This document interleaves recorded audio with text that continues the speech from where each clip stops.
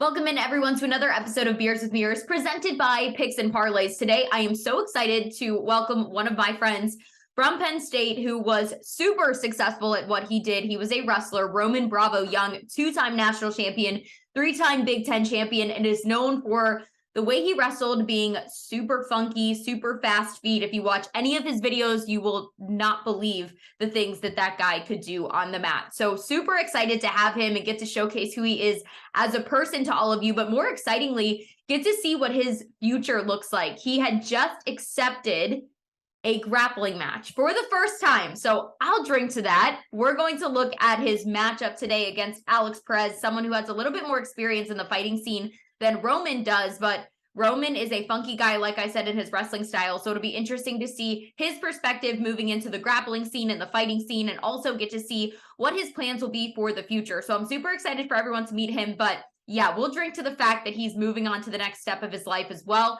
outside of wrestling and getting into the grappling scene. I'm excited to know more about that. If you don't know anything about grappling, definitely stay tuned for this episode. It's going to be interesting. I've watched grappling matches before. They can be a bit confusing, but very fun to see Roman's perspective in all of this.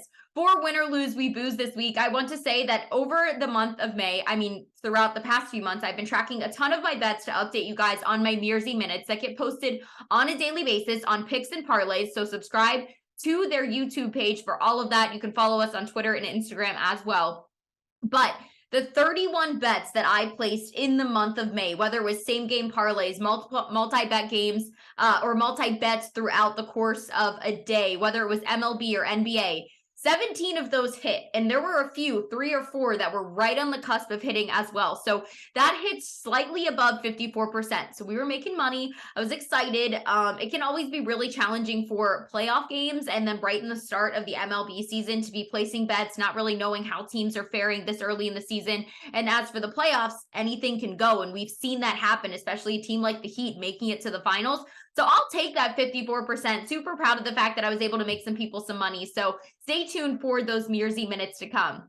For my segment of my beer review, I want to give you guys my favorite summer beer. This is a Sam Adams Porch Rocker. It's a lemon lime flavor. It's really upfront with a bit of soft wheat flavor in there as well. So this is my favorite summer beer because it tastes like beer, which is what I love. I don't love anything too fruity, citrusy all the time. I want a beer. I want it to taste like beer. So it still has that soft wheat beer flavor, but it's going to be that lemon lime flavor. So it's light, that flavor. So it's light and soft and easy to drink. It's my favorite drink to have by the pool. If I want a beer by the pool in the summer, the taste is a 10.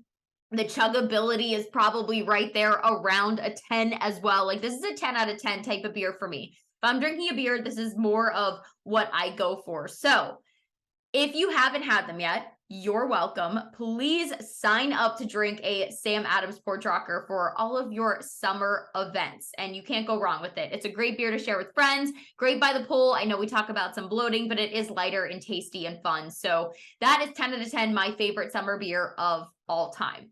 Now, without further ado, let's welcome in to Beers with Mears, presented by Picks and Parlays. Ladies and gentlemen, Roman Bravo Young. RBY, welcome to Beers with Mears. I know you don't do a ton of media. You were just saying you don't do a ton of podcasts, so I appreciate you coming on. How's life been lately? I don't think I've seen you since I graduated.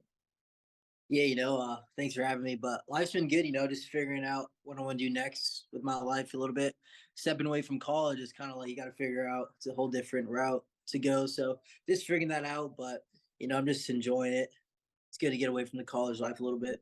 Yeah, not have to worry about classes too much anymore, making it on time, just focus on training. You just signed with the NLWC as well. Was that a hard decision, deciding to stay in state college, or did you know upon graduation, like, you still felt like you needed to be in that room to train?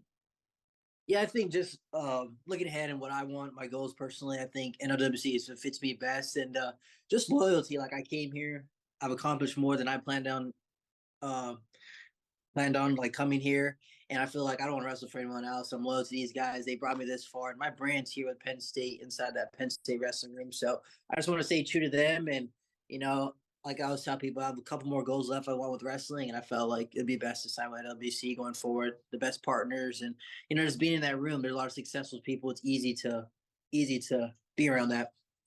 What are some of those goals in wrestling that you still feel like you haven't achieved yet? I mean, you're a two-time national champion, three-time Big Ten champion. So what's next on that goals list that you want to hit?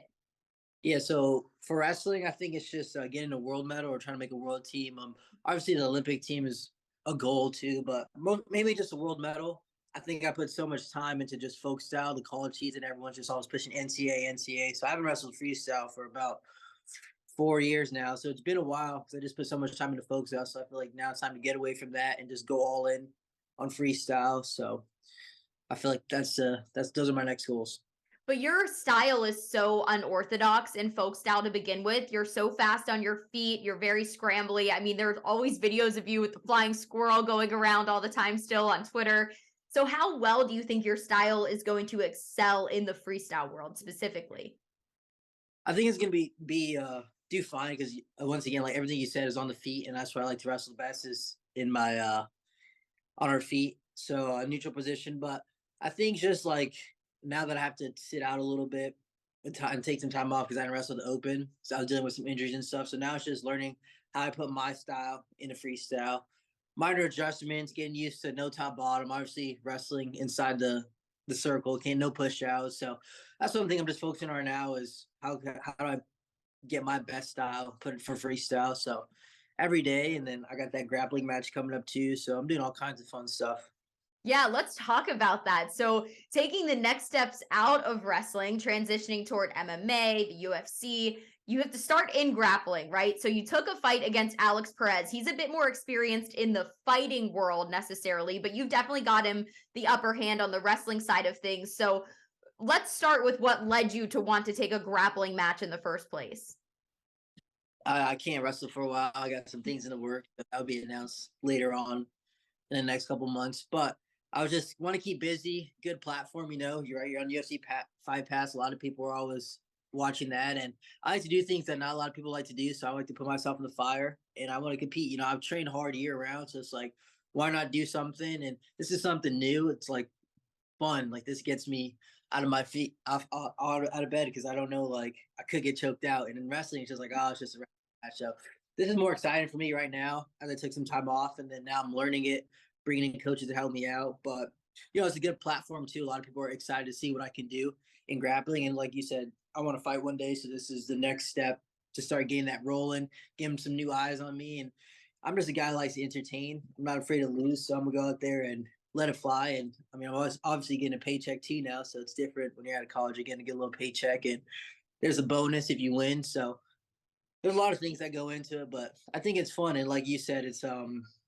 Alex Perez. He's a great fighter, but I think in grappling, wrestling, I obviously have him, but in grappling, we're about the same. You know, I think without punches, it's different. But he's probably a little bit more experienced than me just because he's done it his whole life. But I like that challenge, and I just like challenging myself, and I'm gonna put on a show. You definitely have been finding different coaches. I know that Dominic Cruz is somebody that you've trained with frequently. He is a two-time UFC bantamweight champion, so I'm sure he's been able to help a lot in the jiu-jitsu side of things, having a background in that as well. What has he done to help you prepare for this next step in grappling? Yeah, so I mean, he's helped me quite a bit. That's my go-to guy right there. I help him quite a bit. I've been in his past 2 or 3 fight camps, and we train year-round all summer. And what do you think we're doing? We're training MMA. So I've been grappling. I've grappled with some of the best guys, and so it's like he wouldn't give me any bad advice not doing something I'm not ready for. So he kind of just told me, yeah, you're ready. Have fun out there. Like it's a good platform. Go do it. But we've grappled all the time when we roll. When I go to his camps, we're doing MMA wrestling, so submissions, everything. So he's helped me quite a bit. But yeah, that's a big influence in my life. He's a good mentor. What are some of the trickiest things you think are going to be from just rolling around with him and getting to pick his brain about the different sport with mixed martial arts? What are some of the hardest things that you think are going to be for you to capitalize on? With fighting, Hmm. I think you know that's it's a dark sport. People don't understand. They people like oh fighting, but they don't understand like it's do or die in there when that cage is locked. Like I've sparred a couple times, getting hit in the getting hit in the face, kicked is like way different than wrestling. A lot of people like don't understand how dark that sport is unless you do it and you feel how you feel when you after you get hit. So I've sparred a couple times and like my nervous system is just all over the place and you just don't know what's going to happen next. So you're kind of paranoid. But in wrestling matches, the worst thing could happen is you get pinned, right? So it's like, all right. my life goes on. But when you start sparring and fighting, it's like I could get knocked out, I could get my face cracked. So it's just way different, and kind of gives you, kind of makes you feel. For me, it makes me feel like real like. But I think just getting used to that, but obviously you're never going to get used to getting hit. And then I think just being smart, I mean, taking the right fights as you getting brought up, not rushing it. A lot of people are saying, well, why aren't you fighting now? I'm only 24. I'm just getting to wrestle now. I got good sponsorships. Like, why am I in a rush to start getting punched in the face? So it's like most champions, everyone you look at is 28, 29, 30. So it's like, I'm not in a rush right now. So it's like people don't understand that, like, that's a dark sport to do for a while. Yeah, And you're I'm stepping in there to just get hit in the face and kicked and bones broken, knocked out. like, it's all gonna happen. So it's just like, let's do it smart. If I could still make money, I still have some gold in wrestling. Let's finish that. And then when I'm completely tired of wrestling, let's go to something. So I'm in no rush for that. But every year I start working on little things, my hands, obviously wrestling, and then this grappling. I'm gonna probably, if I have a good showing, I'm pretty sure a lot more people are gonna want me on to do more grappling stuff. So just take it day by day and not no rush or anything. And I think that's the biggest thing. I have time. What was going through your mind the first time you like really got hit? Like you were talking about getting punched in the face and kicked. Was it like that shock factor? I've always wondered. I've never been punched in the face personally, so educate us. Well, it's different because I haven't been clipped yet, so I don't know what that is. But I know just like hitting shin bone to shin bone and knee to knee, and you're like, "Ow, that hurts!" And you can't stop though because they're gonna come after you. So it's just like it don't feel good, that's for sure. But luckily, yeah, I haven't been clipped. I'm sure it's gonna happen eventually, but I haven't been like rocked yet. Yeah, Bo Nickel is somebody who obviously just signed with the UFC. He started though, I remember him taking that first grappling match and everybody watching it just being like, what is going on? How has he been able to help you and educate you about what you're about to step into? Yeah, he guides me. I talked to him. He was like, "Yeah, you should do it," because he did it too. And he's like, "It's a good platform." And thing is, we have nothing to lose. We're like, people understand, like, I'm stepping into this dude's game. I'm not a grappler. I'm a wrestler by heart, by any means. So it's like me just going out of my way to do this is kind of like, all right, he's ready for it. But Bo just told me, yeah, do it. It's a good platform, good opportunity. And then obviously he has a gym here, so we train at his gym on to do a little BJJ on whatever days they do it. I know he's training for his fight, but I think Bo Nickel's big because what he's doing is he's leading the way for a lot of Penn State wrestlers who want to fight and go that route. Now there's a lot of us who want to do that stuff, and Bo's kind of just like paving the way. And when you see him doing it right in front of us every day, hitting mitts and just getting ready for these big fights, and he goes out in front of all these people and fights, it's like, dang, he's right next to me every day. Why can't that be me? So I think it's cool, and he's definitely paving the way, and it's a good role model that I've always looked up to since I first got here. You talked about a lot of the pressure being off in terms of being young and just being able to take life a little slower. And a lot of that has come from sponsorships and being able to make money off of your name in college now. You were somebody who capitalized right away when NIL was going through. You were getting day in the life blogs going, sponsorships, reaching out to people, being the personality. How much did that help you set up your life? Like, how different do you think your life would be right now if those opportunities weren't presented to you last year?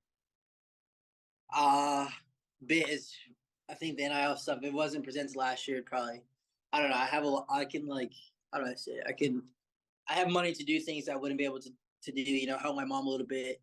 If I need to go somewhere, do that, give her money, stuff like whatever she needs, I could help my family. But yeah, that was huge. I've always was the type who always like posting on social media quite a bit, even before like the NIL stuff. I always put myself out there, and it's cool now that those guys can do it. But once again, I think the most important thing is you still got to win. So it's like if you're doing it, you're not winning. It's like it doesn't add up. So I think that I kind of learned that as you got older. But yeah, the past 2 years or last past year definitely helped quite a bit.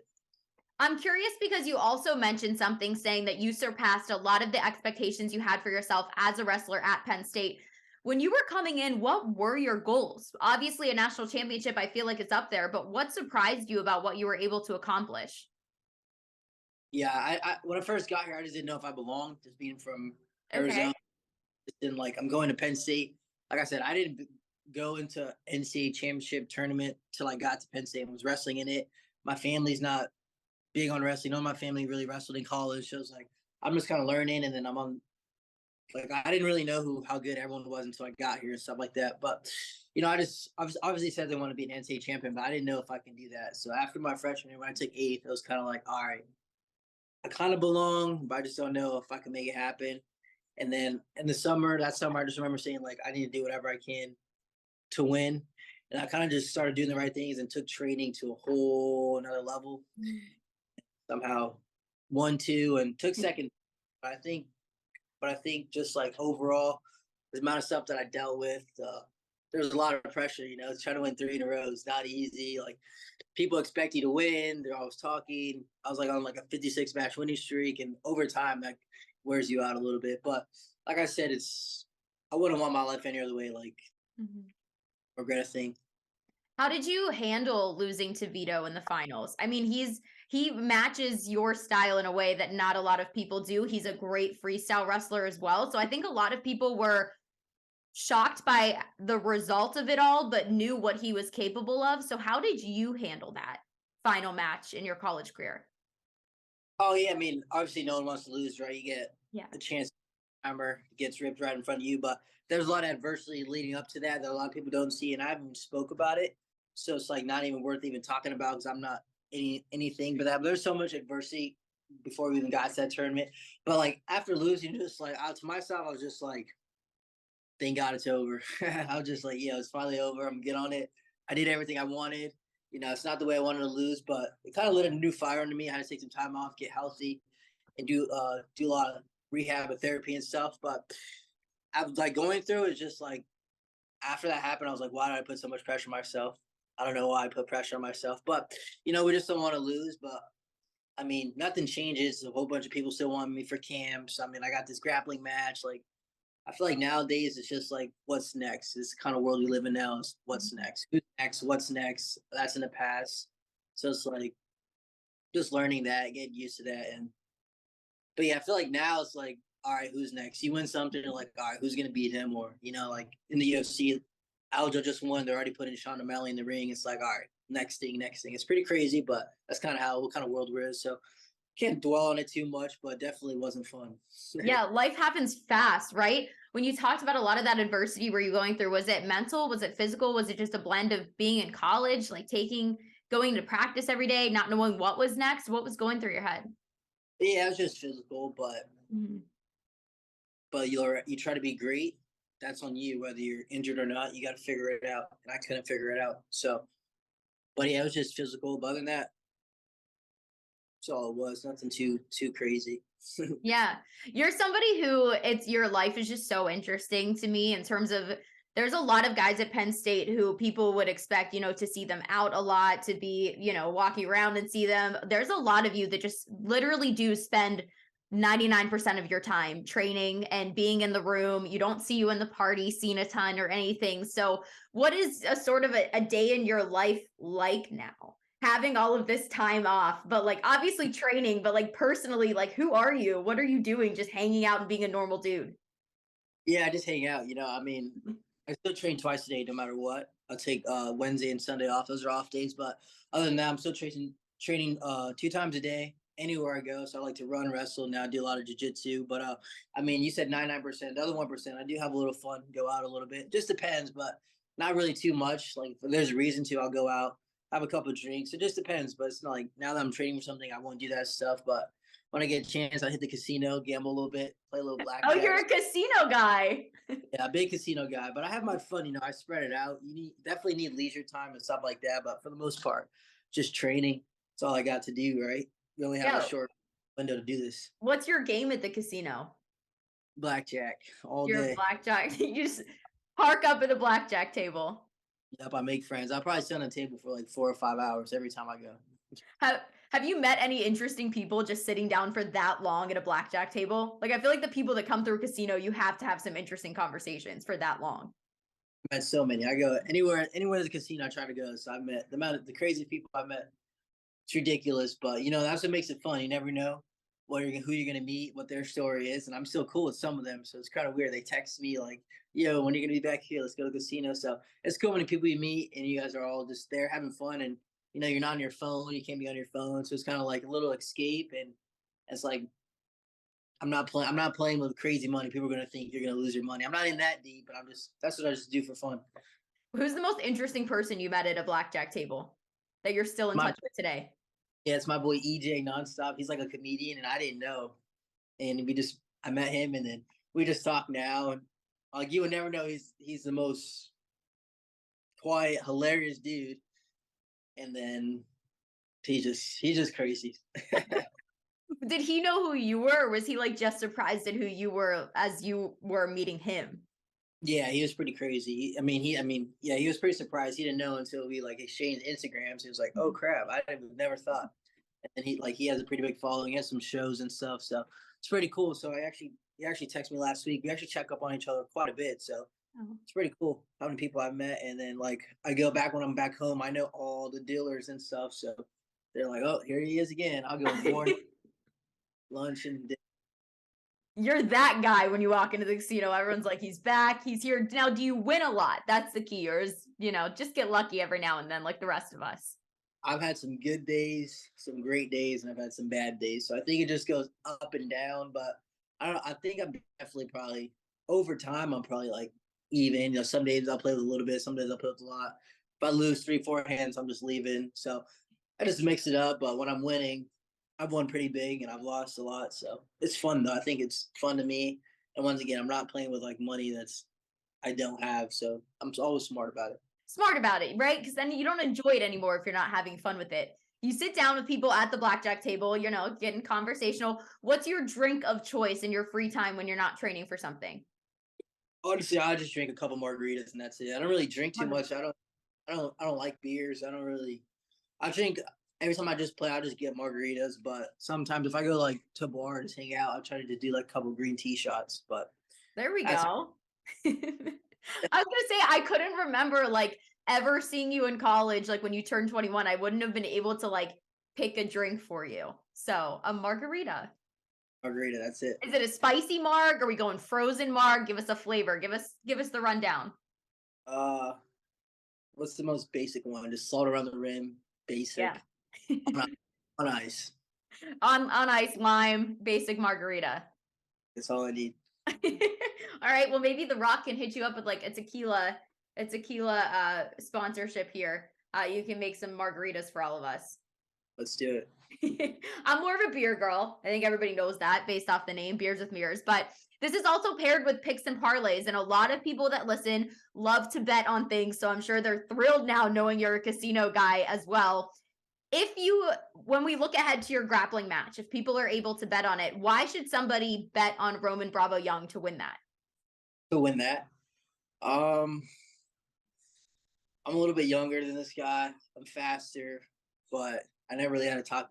I really never had to convince someone to bet on me. But I am coming in off a loss from NCAA, so I'm a little hungry. I don't like sitting on a loss, so that's why I was eager to get back on there. So you take that how you want, but I think it's something new, and it's 10 minutes, and I think I'll have good cardio to push the pace, and right now I'm just doing all the little things I need to keep myself safe. But I don't.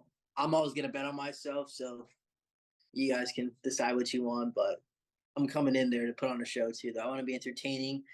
Dana White, all those guys from the UFC are going to be there. It's going to be in the Apex, so I think it's going to be an exciting time for me. But I'm training for it hard. That's all I can say.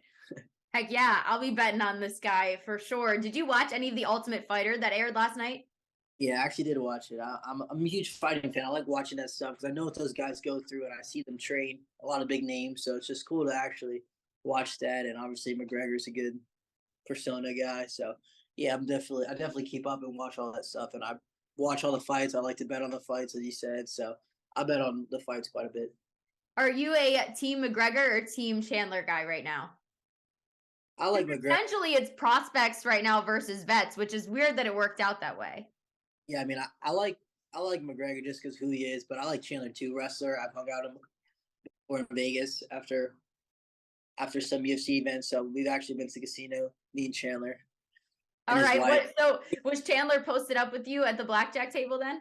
He was watching. Yeah, we have the same agents. So he has so we always like if they're like an event, they're like, yo, you want to come here? Michael Chandler be here, da. So like obviously we have the same agent, so my agent are going to Chandler's fight, so they'll take me to the McConnor and his fight. They already told me, so it's like I'm not like I don't talk to him every day type thing, but like I'll see him at little places, things like that, because they're the same agents. Very cool. So you've got to love like Conor McGregor's persona. If you make it, when you make it, let's say, to the UFC one day, do you think you'll have that like out of box persona like a Conor McGregor has? Me, Like nah, a larger than life personality. I'm too quiet into myself. I'm not really like that. And half the time, everything he says come back and bites him in the like, you can deal with it or you can't, but I feel like it's just go the humble route. You know, Cael's just like let the everything dude talking on the mat or in the cage don't really go on social media and do all the nonsense. But you got to sell too. So fight's a different game. You got to sell, but I think your performances will sell the most. Looking back at Penn State, when you talk about a guy like Cael Sanderson and the larger than life persona he is in wrestling, though he doesn't say much, his actions and accomplishments speak a lot about him. What is the biggest thing that you're going to take away from having him structure who you were as a college athlete? I think the biggest thing is just being grateful to be able to get to whatever you get to do, just being grateful about it, passionate, enthusiasm, and just having a lot of gratitude towards that. And the biggest thing I've always learned is just like give back. He's always just like give back a little bit. It's not always about you, right? And that kind of mindset. And when he shifts into that perspective, it makes things less more stressful, and it's not always about you sometimes. And I think that helps you, even in those biggest moments, right? You feel less pressure and stuff like that. So Here on Beers with Mears, we do something to end every single show. And what you have to do is, so when you're at the casino or, you're out partying with friends and you have the aux, what are 3 songs that you would add to the Beers with Mears guest playlist on Spotify that you would immediately play to get the party started? Damn, that's a good one. All right, I'm going the Not So Bad by Ray Shumard, and then we're going Mexican music. What's the vibe? Yeah, anything you want. This is your 3 songs that like identify you on this playlist. I'll go La Baby, Peso Pluma, and then I'll probably go Talking Vibes. Let's do. This is a lot of pressure. Yeah, it's too much pressure.